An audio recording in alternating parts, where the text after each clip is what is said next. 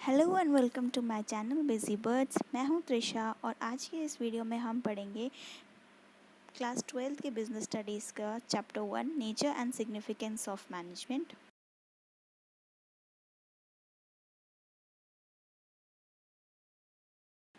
तो सबसे पहले हम लोग मीनिंग डेफिनेशन देख लेते हैं मैनेजमेंट की।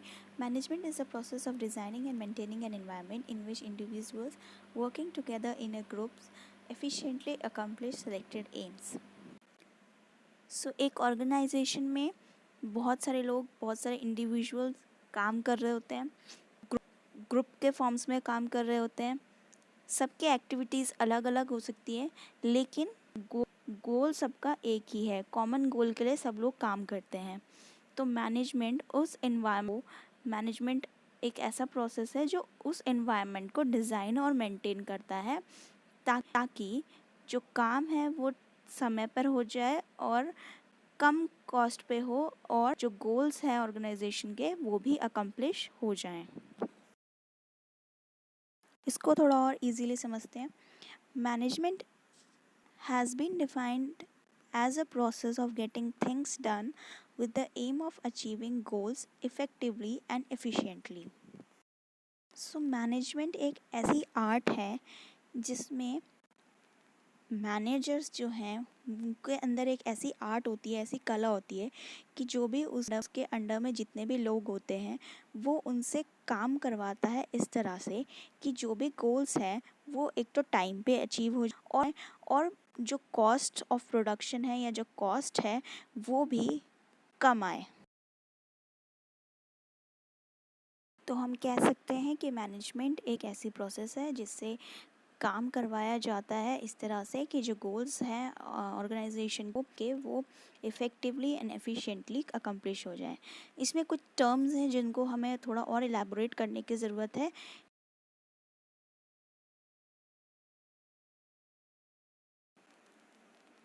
तो चलिए देखते हैं कौन से हैं वो टर्म्स जिनको इलेबोरेशन की ज़रूरत है। So first is process. Process, it is a primary function or activities that management performs to get things done।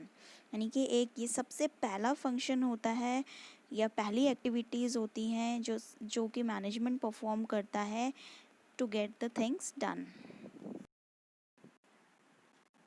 और फंक्शंस ऑफ मैनेजमेंट होते हैं planning, organising, staffing, directing and controlling. Next is your effectively.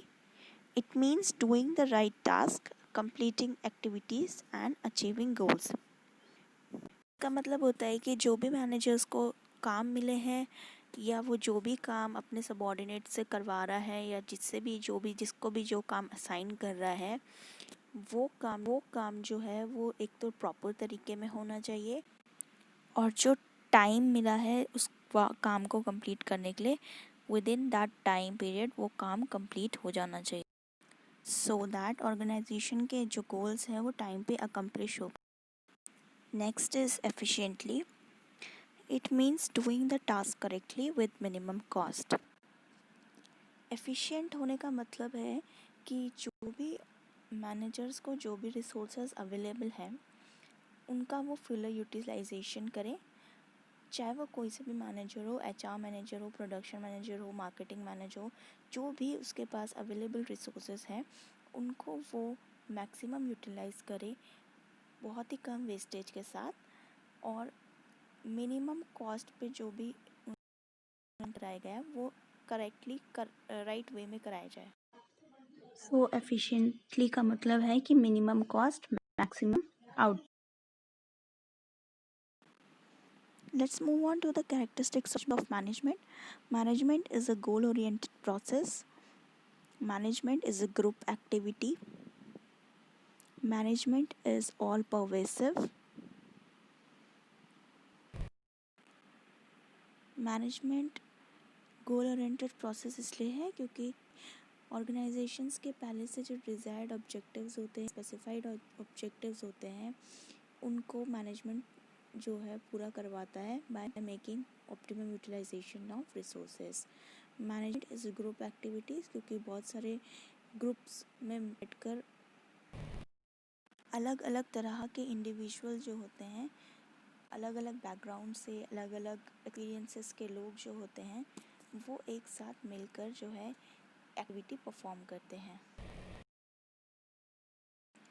Management is all pervasive, मतलब it is applicable everywhere, चाहे वो कोई सी भी organisation हो, profit organisation हो, नॉन प्रॉफिट ऑर्गेनाइजेशन हो, स्कूल्स हो, कॉलेजेस हो, आपके घर में जो मैनेजमेंट होता है वो एप्लीकेबल होता है।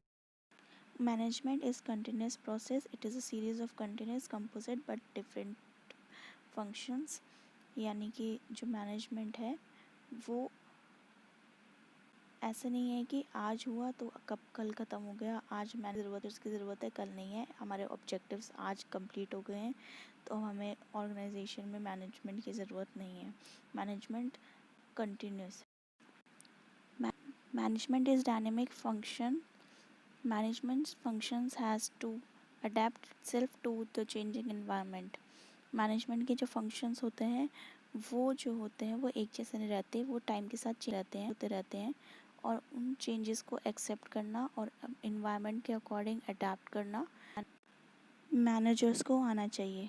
मैनेजमेंट इज़ इंटेंजिबल फोर्स, यानी कि इसको हम देख नहीं सकते हैं, बस हम इसकी प्रेजेंस को फील कर सकते हैं।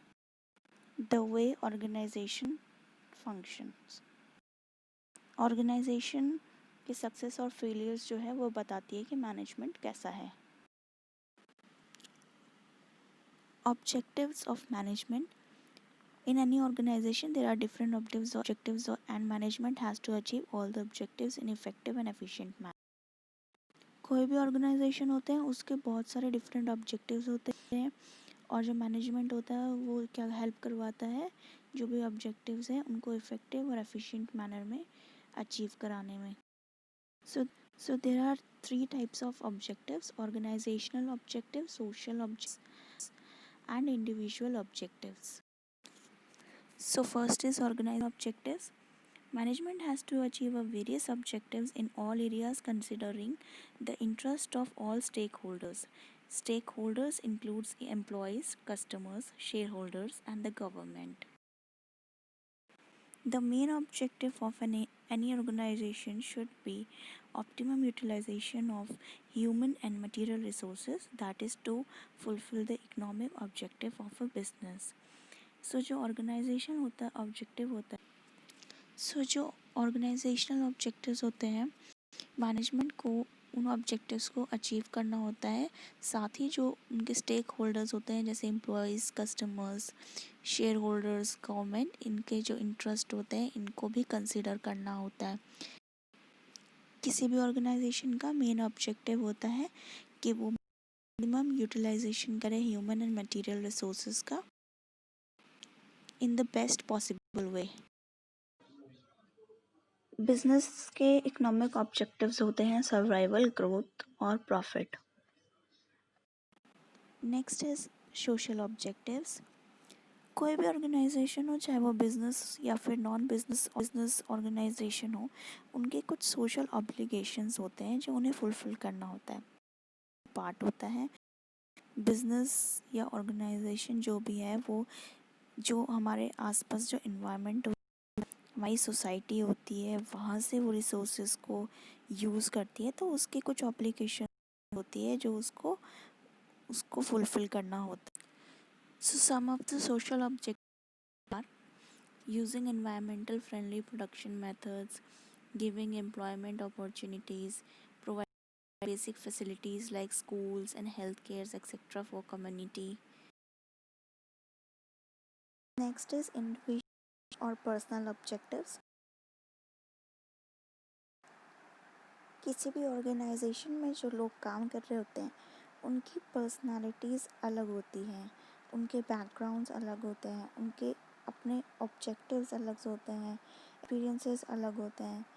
ये सारे लोग जो होते हैं एक साथ काम करते हैं और अपनी भी जो उनकी अलग से जो नीड्स होती हैं उनको सेटिस्फाई करते हैं किसी भी ऑर्गेनाइजेशन में काम करके। तो उनकी जो नीड्स है वो वेरी करती हैं। हर इंसान की नीड अलग होती है, किसी की फाइनेंशियल नीड्स होती हैं, किसी की सोशल नीड होती हैं, किसी की हायर लेवल नीड्स होती हैं। तो ऑर्गेनाइजेशन में जो उसको डिफरेंट तरह की एक्टिविटीज़ करने का मौका मिलता है और जो भी टास्क उसको दिए जाते हैं वो अगर वो अच्छे से करता है तो उसका पर्सनल ग्रोथ डेवलपमेंट होता है और उसकी जो भी नीड्स हैं उसकी वो सेटिस्फाई होती हैं। So next is importance of management. It helps in achieving group goals. Management groups के goals को achieve कराने में help करता है. It helps in achieving individual objectives. जो भी individuals की needs हैं, जो भी जिस purpose से वो काम कर रहा होता है, उसकी जो पर्सनल उसके ऑब्जेक्टिव्स होते हैं उनको अचीव कराने में हेल्प करता है. It helps in achieving organizational objectives. Organization के जो भी ऑब्जेक्टिव्स हैं उनको अचीव कराने में हेल्प करता है management. It helps in achieving social objectives. जो भी सोसाइटी के जो भी ऑब्लिगेशंस हैं उनको फुलफिल करवाता है. Next is it helps in development of society. As you know resources are limited. जब इन लिमिटेड रिसोर्सेज का फुलर यूटिलाइजेशन होता है तो सोसाइटी का डेवलपमेंट होता है.